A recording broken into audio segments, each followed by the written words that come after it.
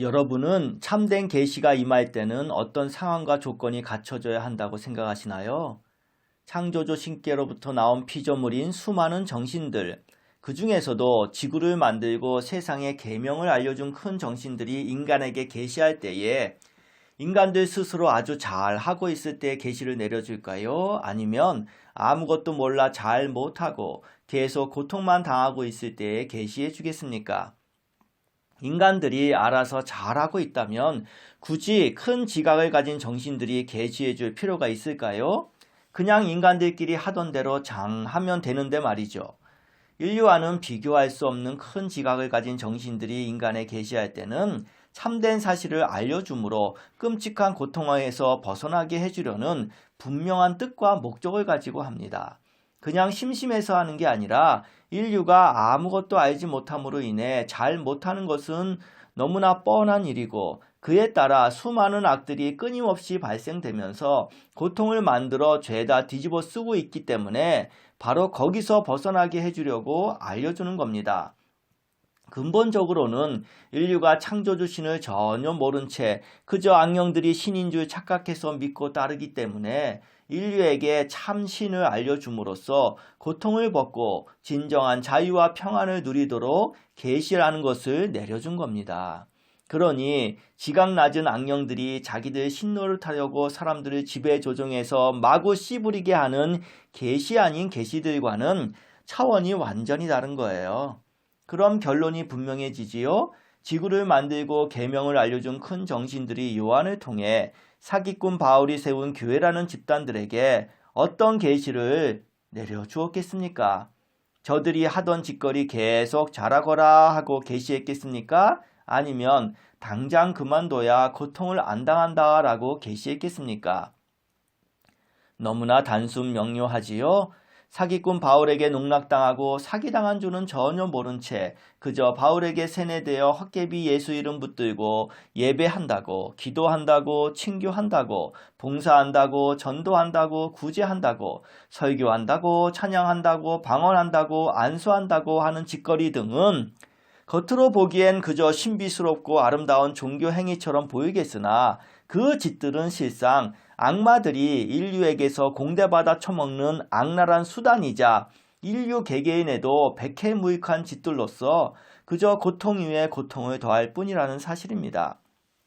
그러기에 당시 교회 집단들에서 자행되었던 사기 종교 짓거리들을 계속하게 되면 수많은 악들이 전 세계 곳곳에 퍼져나가 고통이란 고통은 다 발생시켜 인류 개개인은 물론 지구 전체까지 완전한 멸망에 이르게 되니 그런 짓들이 얼마나 악독한 것인지 바로 알고 거기에서 벗어나라는 메시지가 바로 계시록 내용입니다.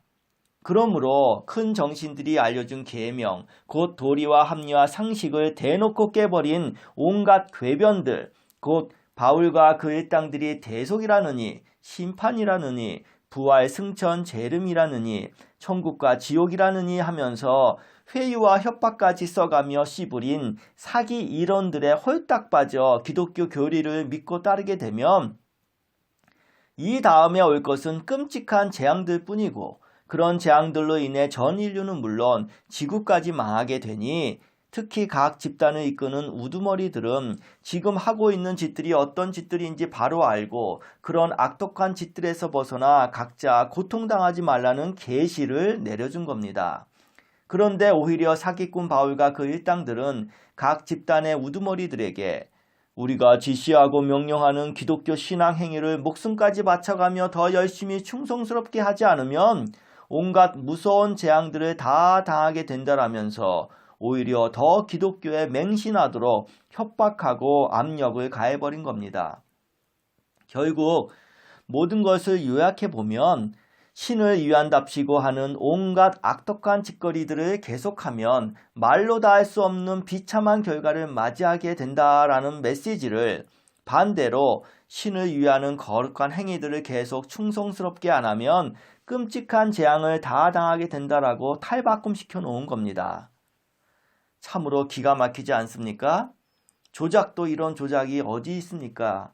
요한계시록은 바울과 그 일당들에 의해 조작으로 시작해 조작으로 끝나버린 문서가 되고 말았습니다.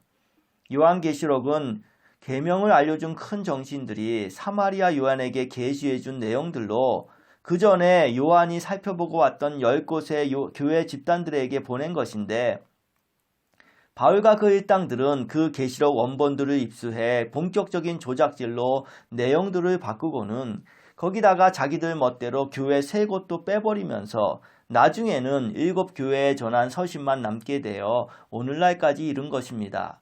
그 당시 7교회 집단들이 예수의 이름 내세워 자행했던 몹시 더럽고 역겨운 짓들, 곧 토 나올 정도의 추악한 짓들의 면면들은 기독교 2000년 역사 속에서는 물론 오늘날의 교회 현장 및 사회 전반에 걸쳐 그대로 일어나는 보편 현상들입니다.